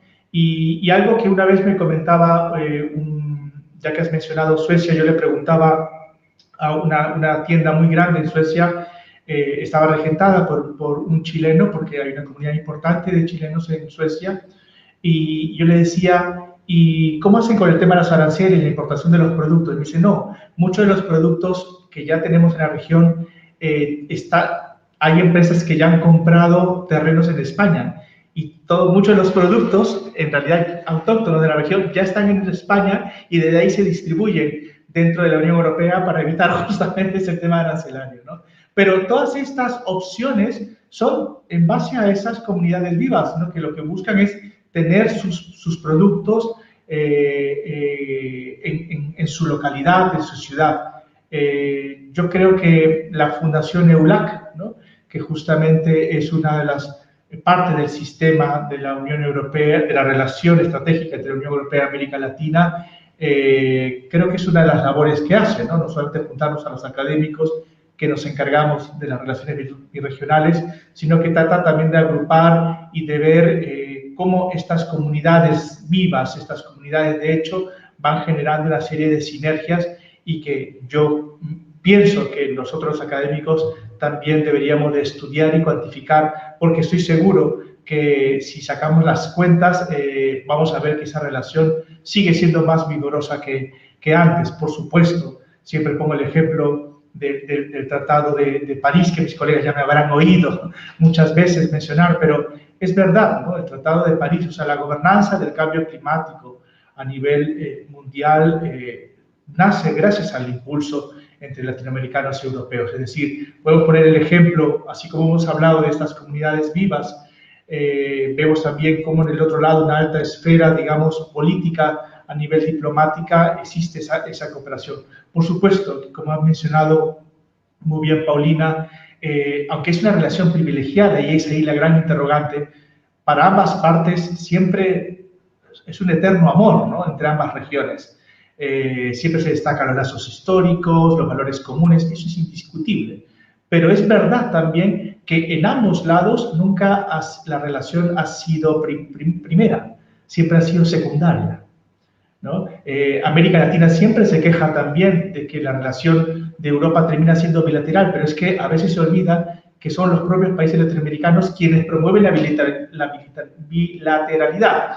De hecho, nosotros como andinos, como ha mencionado Michelle, la comunidad andina, el acuerdo debería haber sido entre Unión Europea y comunidad andina, siguiendo el único acuerdo birregional firmado hasta el día, que es con el sistema centroamericano. Y sin embargo, hemos sido desde el lado andino quienes terminamos por una serie de desacuerdos, optando por bilateralidad. Por supuesto, la Unión Europea inmediatamente también aceptó, ¿no? Pero creo que estas comunidades vivas es el claro ejemplo de que la relación es viva. Muchas gracias, Mayo. Por favor, no duden en mandar más preguntas, más comentarios, más inquietudes. Estamos acá para interactuar con ustedes, así que esperamos todos sus comentarios con la función de chat en YouTube y en Facebook. No duden, aquí estaremos para interactuar con ustedes. Paulina, acá viene una para vos seguramente. Mencionaste el creciente rol de China a nivel subestatal. Hoy, más temprano en el mismo evento, se mencionó varias veces el creciente rol de China también a nivel de Estado, de relaciones estatales. Y Gene Simon, que es uno de los miembros de nuestro proyecto, te dice, al final no estamos en la agenda de Estados Unidos ni de la Unión Europea. Entonces, podemos hablar de relaciones UE, América Latina y Caribe, pero no estaremos en una agenda china.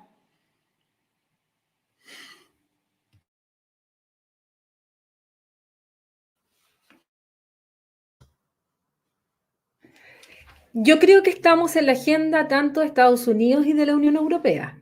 Lo que no estamos es en las prioridades de la Unión Europea y de Estados Unidos. Y como lo digo a veces, es mejor no estar en las prioridades, sobre todo de Estados Unidos, porque generalmente uno está en las prioridades de Estados Unidos o de la propia Unión Europea cuando somos problemas, no cuando somos la solución, o no cuando queremos reforzar el nivel de cooperación entre ambas partes por intereses digamos, que no tienen que ver con la seguridad, que no tienen que ver con el narcotráfico, que no tienen que ver con los problemas derivados de la inmigración. Entonces, por un lado, agradezco no estar sobre todo en las prioridades de Estados Unidos, más aún en tiempos de Trump, lo agradecí muchísimo, que a lo mejor ni siquiera sabía dónde quedaba Chile y no lo sentí, debo decirlo. Porque es cierto, América Latina sí está en la agenda de Estados Unidos, pero normalmente los países, primero, y lo primero que hay que aclarar aquí, no existe una América Latina.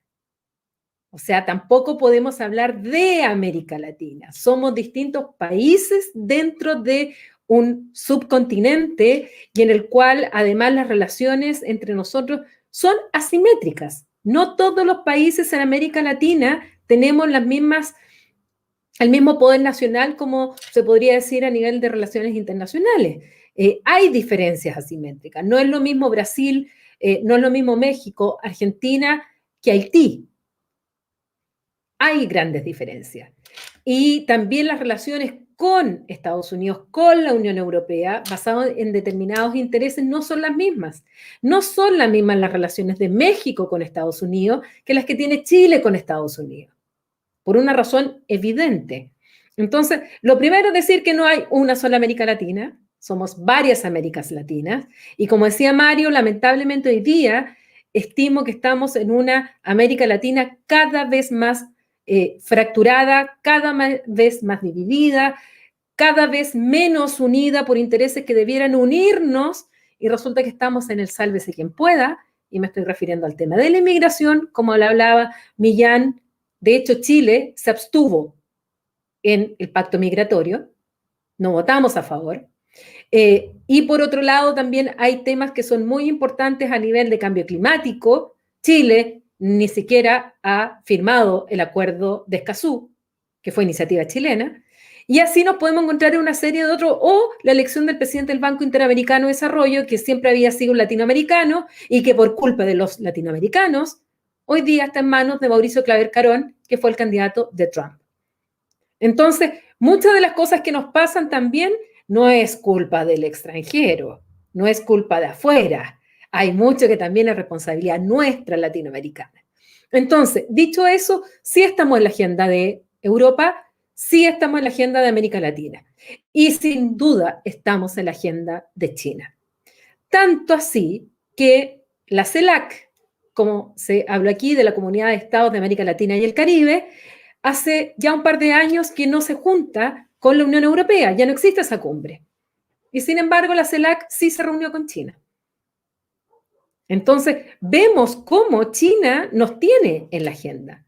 Otro ejemplo, el presidente Obama, a quien en América Latina también se le ha criticado de haber abandonado de alguna manera a América Latina dentro de su agenda, así como los europeos también se quejan que Obama, pese a ser el presidente estadounidense más europeo que pudiéramos encontrar, tal vez después de Kennedy, también los europeos se quejan de que hubo un abandono y que justamente le dio un acento al Asia-Pacífico. Y le dio el acento al Asia-Pacífico sobre todo con el tratado, con el famoso TPP, con este tratado transpacífico. Y que Obama lo hizo para restar de alguna manera la influencia de China en el área Asia-Pacífico. ¿Y qué es lo que pasó? Que cuando llega Trump con una visión, si es que tuvo visión geopolítica, retiró la firma. Y ante eso, los 12 países quedaron en 11, y esos 11 decidieron renegociar, y ahí está el famoso TPP-11. Y este TPP-11, que estaba pensado contra China por Obama, geopolíticamente pensado de esa manera, en un momento se invitó a China a ser parte del TPP. Y China se lo está pensando hasta el día de hoy. Dijo que no en un momento, pero ahora se lo está pensando. Y en ese TPP, por ejemplo, ahora pidió su adhesión el Reino Unido. O sea, veamos cómo las cosas también van cambiando en esto que son las relaciones a nivel ya estatal y de las grandes potencias. Y el querer ser gran potencia implica justamente desde su concepto tener intereses en todas las zonas geográficas del mundo. Lo que cambia son las prioridades. Y en ese sentido, insisto, estamos en la agenda, pero no en las prioridades ni de la Unión Europea, ni de Estados Unidos, lo que no siempre es malo, pero evidentemente cuando queremos reforzar los vínculos de cooperación, los vínculos que nos estrechen, digamos, la parte buena de la relación, claro que echamos de menos mayor intensidad también, por un lado, de Europa, de que le ponga más acento en esto, y también mayor unión por parte de latinoamericanos, que nos presentamos divididos y hablando a distintas voces, pese a que tenemos al menos 2 idiomas comunes, y no 24 como los europeos, pero la cacofonía es mayor en América Latina que en Europa en estos aspectos. Gracias. Gracias, Paulina. A ver, creo que esta le toca probablemente a Michelle, pero si alguien quiere intervenir, con mucho gusto. Nos pregunta Natalie, ¿cómo se ubica Colombia en relación con la UE? Colombia es gracias por la pregunta. Colombia es una estructura, un estado muy importante, no solo en la relación con la Unión Europea, sino en la construcción de la comunidad andina, ¿no? Es uno de los ejes más importantes de la construcción andina como comunidad, como estructura. Ahora, Colombia es un socio estratégico de la Unión Europea a nivel bilateral y a nivel regional, por lo que decía. En principio, el tema de la relación va sobre todo, tiene un amplio contexto político, el diálogo político, justamente por toda la serie de problemas que ha vivido Colombia en su interior como Estado, ¿no? Si los temas del proceso de paz, donde la Unión Europea ha tenido un rol importante con actores ya que se han enrolado dentro de esos procesos, no solo en el tema de la paz, sino también en el tema de la cooperación, a diferencia de la cooperación estadounidense, como decía Paulina acertadamente, que es una cooperación militar muy fuerte, extremadamente fuerte. La cooperación europea ha sido una cooperación que se ha orientado sobre todo en los temas de búsqueda de mecanismos para fortalecer la sociedad civil, de proyectos para ayudar a solventar temas de una cultura de paz, que es, de hecho, la base de la construcción europea. En ese sentido, la dinámica colombo-europea es muy fuerte y es muy interesante, basado en la temática central, que es el diálogo político. En temas de comercio es interesante también porque Colombia es un importante exportador obviamente, de bienes primarios, ¿sí? como toda la región andina, pero tiene una fuerte presencia en la Unión Europea. Y los colombianos son comunidades, además, como decía Mario Torres Jarrín, señalando este tema de las comunidades vivas de esta dinámica. Las comunidades colombianas en Europa son muy importantes y son muy fuertes. Yo, en todos los sitios a los que he ido, nunca he dejado de encontrar algún colega, amigo, personalidad de origen colombiano, lo cual es interesante porque habla bien de la capacidad de adaptación de los colombianos en un medio diferente, y también de la relación que existe muy fuerte y muy establecida en torno a cómo se acogen los colombianos en Europa y cómo los colombianos acogen a los europeos.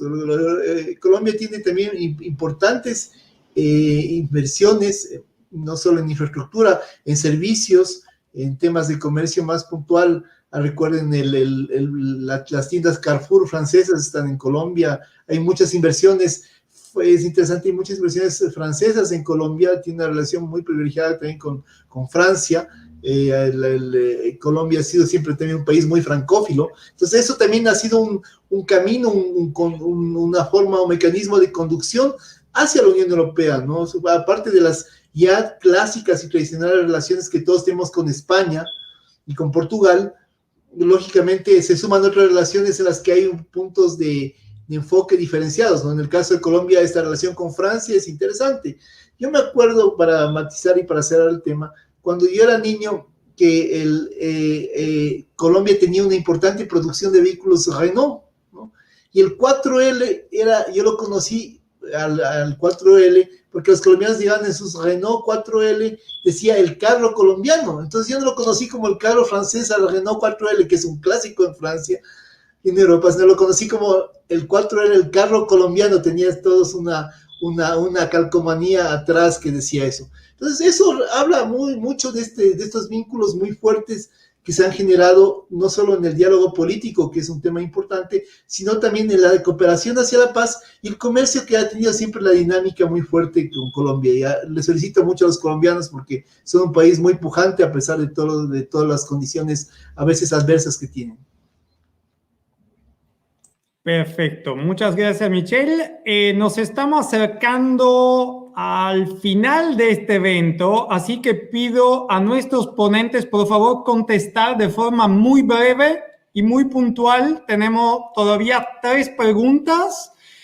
Natalia nos pide si podemos hacer alguna reflexión específica con respecto al Caribe. ¿Quién se anima?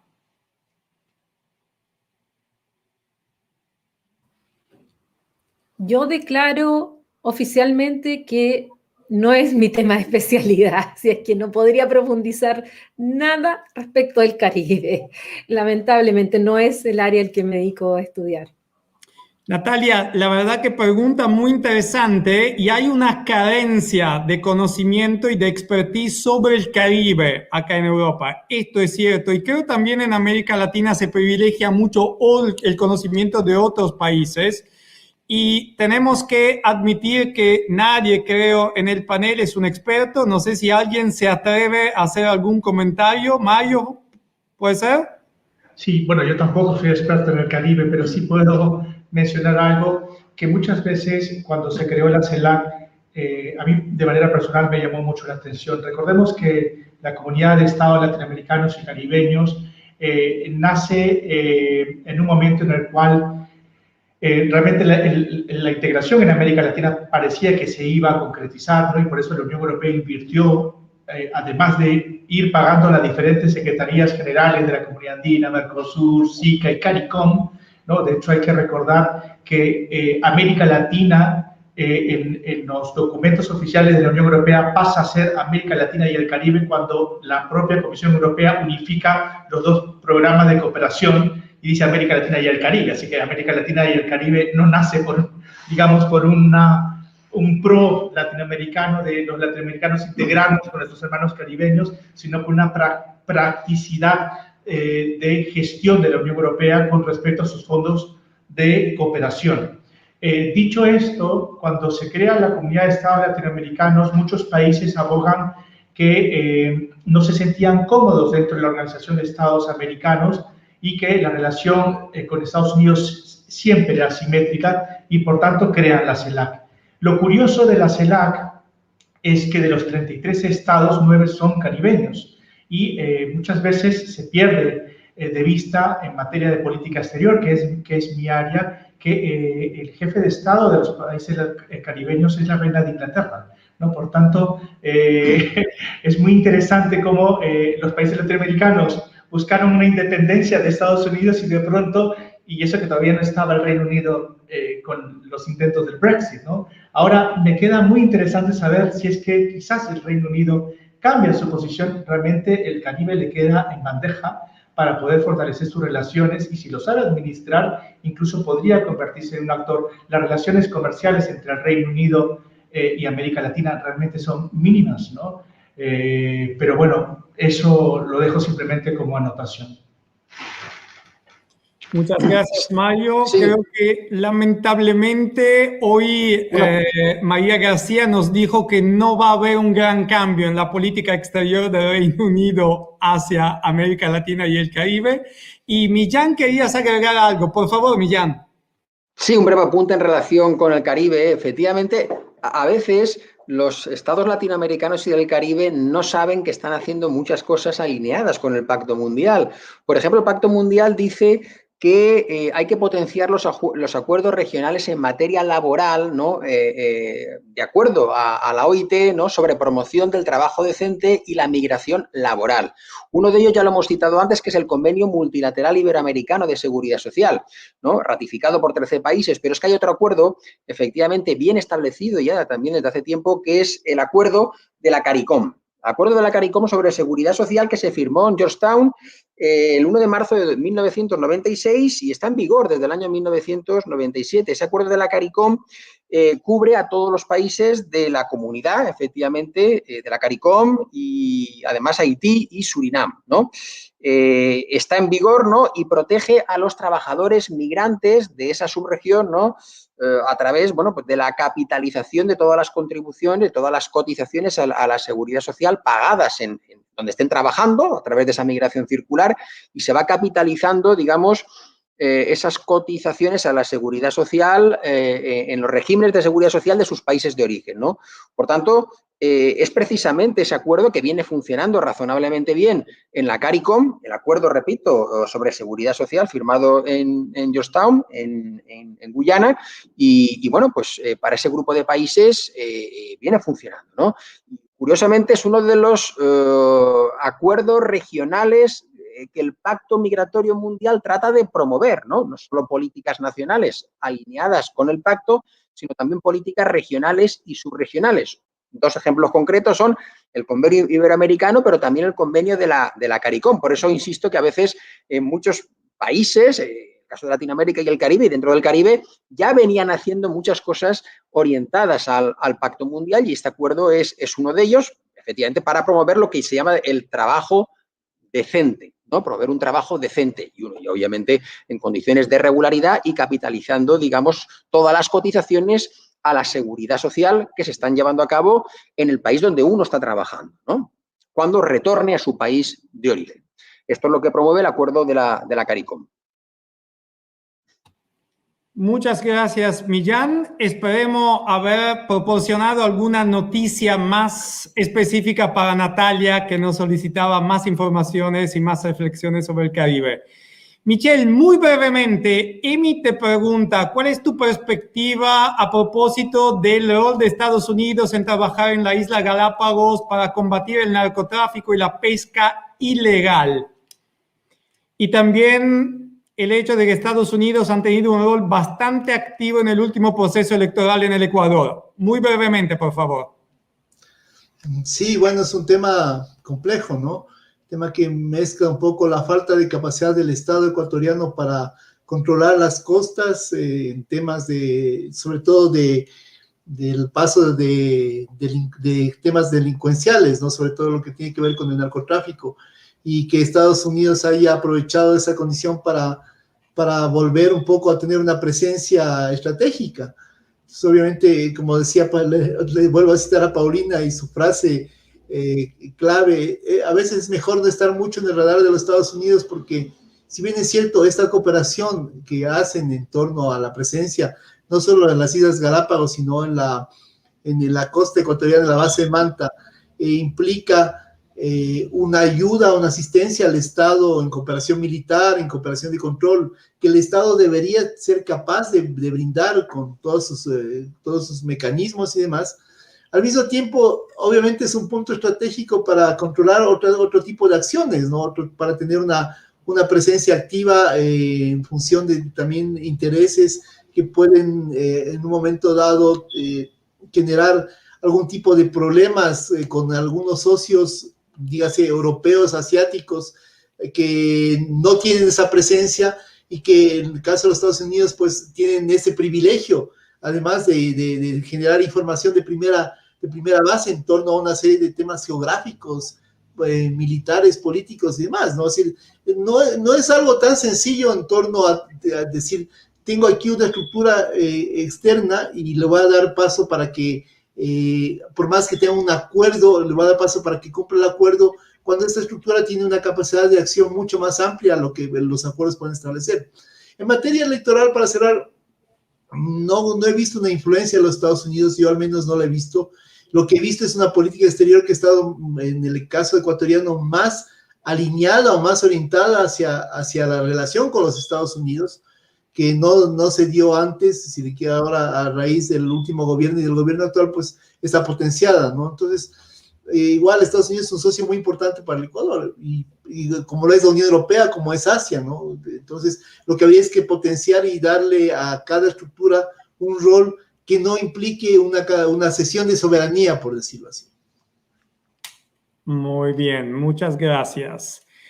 Y por concluir, Paulina, para vos, ¿podés mencionar o destacar, digamos, dos máximo experiencias muy buenas, muy positivas de paradiplomacia en América Latina para nuestra miembro del público, Sara Enríquez, por favor? Fundamentalmente las buenas o las buenas prácticas y los buenos ejemplos de en temas de experiencias en América Latina se dan a nivel transfronterizo. La relación de Chile y Argentina, por ejemplo, nosotros tenemos 8 comités de integración a raíz de los cuales se produce una relación directa entre las regiones chilenas y las provincias argentinas que ayuda muchísimo para mantener muy buenas relaciones. Piensen ustedes además que la vinculación que hay en un país tan largo como Chile, en el sur de Chile, entre lo que es la Patagonia, pensando en los intereses de Santiago o de Buenos Aires, muchas veces se conocen más y están mucho más cerca, tienen intereses comunes esas regiones que lo que dice relación las capitales o los estados. Lo mismo pasa en la zona norte. En el caso de, por ejemplo, hay un movimiento que se llama Aymara Sin Fronteras, que ha sido una muy buena experiencia respecto a las comunidades indígenas ahí, como, independiente de qué estados pertenezcan, tienen también cooperación entre ellas. Está Psicosur, que es otra red también que se ha activado, las Mercociudades, que es otra red que se ha activado también, o redes que tienen que ver con los gobiernos no centrales y que al mismo tiempo se comunican, por ejemplo, con el Comité de las Regiones, en el caso europeo. Entonces, hay muchos ejemplos que podríamos dar de cooperación. Cada día los hermanamientos están aumentando, y no solamente para el viaje de las autoridades de turno, que es algo que se critica, y con justa razón muchas veces, que los concejales, los alcaldes o el intendente, quien sea, realizan grandes viajes con una comitiva y que no queda en nada. Hoy día cada vez la ciudadanía también está mucho más activa y poniendo ojo que esas actividades tengan finalmente un fin concreto y de beneficio para la comunidad y no se quede en un viaje y en un papel que no sirve para nada. Y en eso se está trabajando mucho, en temas de cambio climático, en tema de migración también, se está trabajando a nivel de comunidades en estas relaciones subestatales. Y si quieren saber más, todos los jueves a las 10 de la mañana de Chile, en otro proyecto de Jean Monnet, el cual formo parte, que justamente vemos el tema de paradiplomacia, en el que está Mario Torres también, de la Universidad de Bolonia, y que dirige nuestra amiga en común, Gianluca, nuestra amiga Yolanda Lasky. Bueno, ahí analizamos justamente toda esta experiencia y ya llevamos 7 seminarios y vamos para el 8º, presentando experiencias paradiplomáticas a nivel europeo y a nivel latinoamericano, que son muy interesantes y que están todas en el canal de YouTube del programa Estudios Europeos. Aproveché de pasar el aviso. Gracias. Muy bien, Paulina, muchas gracias. Y para quedarnos en temas de avisos y anuncios, antes de cerrar esta sesión, quiero recordar a todo nuestro público que tenemos un evento más este mes de este proyecto, el proyecto EU INLAC, que se va a celebrar la próxima semana, el lunes 28 de junio, en el mismo horario, es decir, a las 6 de la tarde, a las 18 horas de Europa Central, y a las 12 horas de Chile. Así que, por favor, sigan con nosotros, sigan nuestros programas, nuestras redes sociales y nuestros próximos eventos. Para y mañana, Gianluca, mañana. Ahora lo digo, momento, tranquila. Un momento, voy. Y para aquellos y aquellas que tengan interés en el impacto del COVID en las relaciones internacionales, con Paulina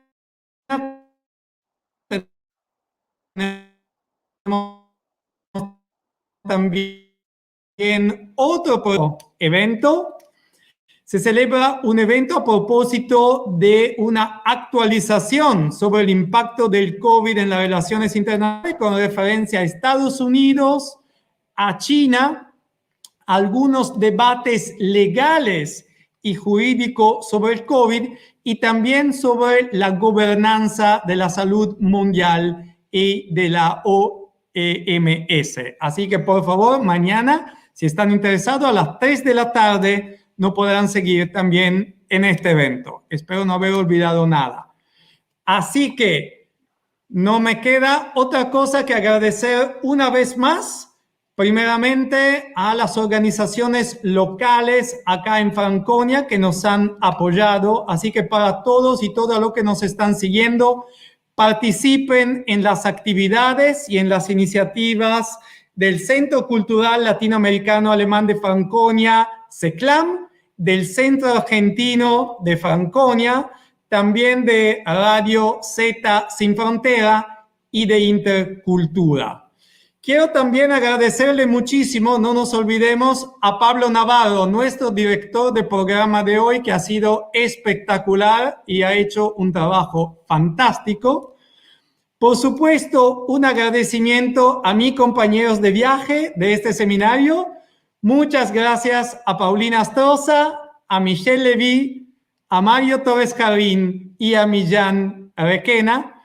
Y muchas gracias a todos y todas ustedes que han compartido este seminario y este tiempo con nosotros. Ha sido realmente un placer intercambiar ideas con ustedes. Muchas gracias a todos, muchos saludos y hasta los próximos eventos. Sigan estando en contacto con nosotros.